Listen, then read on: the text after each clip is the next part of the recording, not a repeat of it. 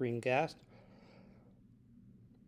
By this point, I'm really just starting to look at circuits and resistivity and things like that. Actually, I'm making this video late. I'm surprised I didn't make it before, but we've done a lot more than this at this point. So this is asking you to rank the currents greatest to least. I1 and I4 would be equal because there's only one path for the electricity to flow. Since you are told that the wires are equal length, equal resistivity, I2 and I3 would also be equal, but they'd be less than I1 and I4. For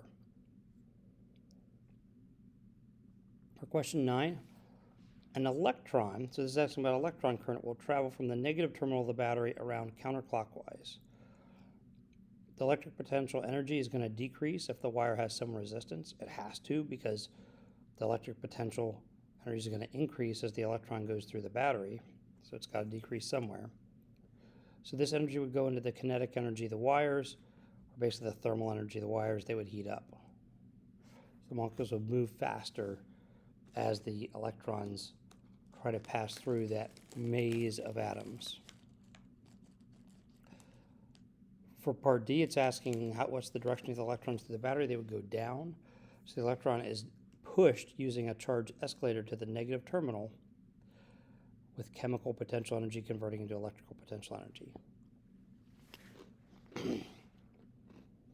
As it goes through the battery, the electric potential energy would increase, and again comes from the chemical potential energy of the battery, and these basically do agree.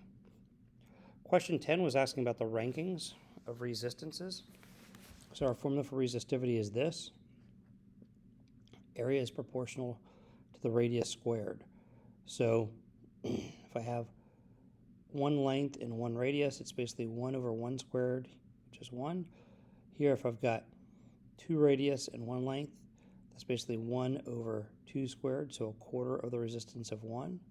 For this, I've got twice the length, twice the radius, that's 2 over 2 squared, so that's a half. This, it's 2 over 1 squared, so that's 2. And this is 4 over 2 squared, which is 4 over 4, which is 1.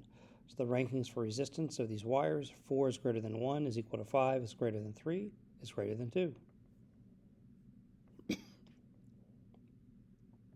Q15, we were ranking currents using Ohm's law. So for that particular picture, we had I1 was 1 amp, I2 was half an amp, I3 was 2 amps, I4 was 1 amp. So I guess I should have shown those pictures, but that's the overall ranking. Q16 had this diagram, and it asked us to make a potential versus position diagram of the circuit, and stated that V equals 0 volts at this point in the lower left-hand corner. So as I go through the 3 EMFs, my potential increases from 0 to 3E, stays there assuming the wire is ideal, decreases as we go through the resistor back down to 0, and again, assuming an ideal wire, C to D has 0 change in potential difference. This was something where you were given power ratings and volts, and you were asked to determine the current rankings. So P equals V times I, so P over V is equal to I. So I showed that over here. So we've got the different currents. So B would have the greatest current. Q24, if a wire is stretched and it gets thinner, it gets longer and skinnier, so resistance increases, but the resistivity does not change. So C was the correct answer to that. 29, I was asking you to rank the currents I1, I2, I3, assuming the current's flowing from left to right, but there's only one wire, so the current has to be the same everywhere.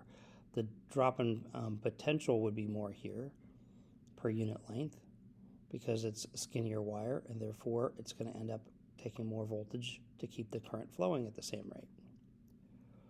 This was kind of neat. A bunch of different wires splitting apart, coming together. And we're using Kirchhoff junction rule to find IB and IC. So essentially, the way I had to figure out that, I was given 5, 3, 1, and 2 amps. I was given the ones in green. So I was able to figure out that I had 2 amps that had to split this way, 2 amps coming in, split to 1 and 1. Here, 1 amp is going into this junction. Down below, I know that I have to have 1 amp coming up here because I have 3 amps coming into this junction and 2 amps leaving down below. So 1 amp, a total of 2 amps is coming in the middle junction, and that's why current through C is 2 amps. This is the resistivity of copper. You're given the radius, or probably the diameter of the wire, so I had to get the radius of it. Pi r squared, so the area was this. So in order to get 4 amps, we use the potential difference divided, which is 12 volts at the power source, divided by the 4 amps was given. We need 3 ohms of resistance. So to get 3 ohms of resistance in the wire, I'm going to use this resistivity formula. That's the resistivity of copper, that's the length I'm looking for, and that's the cross-sectional area. So therefore the length would be around 8.66 meters. For problem 34, 2 identical bulbs over here. Define the voltage to be 0 at that point. So we go from 0 up to 9 volts. At this point, we'll go straight across. We're going to assume that the wire is ideal. First bulb decreases a certain amount. Second bulb decreases by the same amount since they're identical bulbs. So this is kind of similar to the one we did up here. This was one. Ooh. So problem 40, you're asked to figure out some things about the circuit. You're given the potential difference, 450 volts, current 0.8 amps.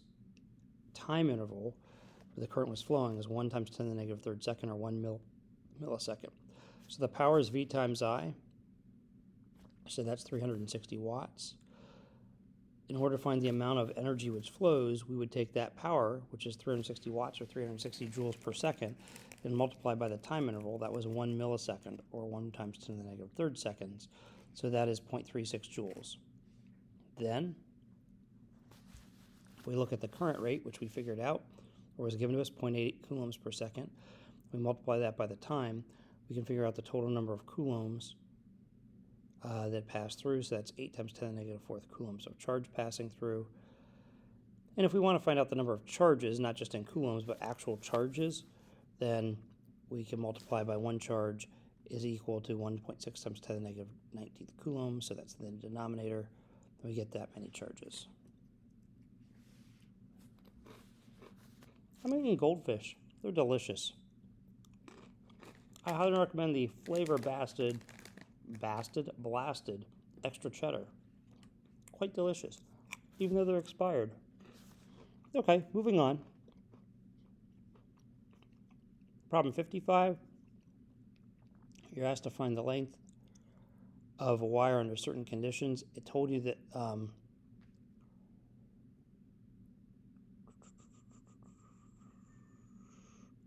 you had 5 times 10 to the negative 7th as its resistivity. That's ohm meters. Power, 40 watts, 120 volts. So what's the current going through that? 0.333 amps. To find the resistance of this device, which I think was a bulb, 120 volts divided by 0.333 amps is 360 ohms. Now we can use resistivity to figure out the length of the wire since we know the number of ohms of the bulb. But to do that, we've got to figure out the cross-sectional area.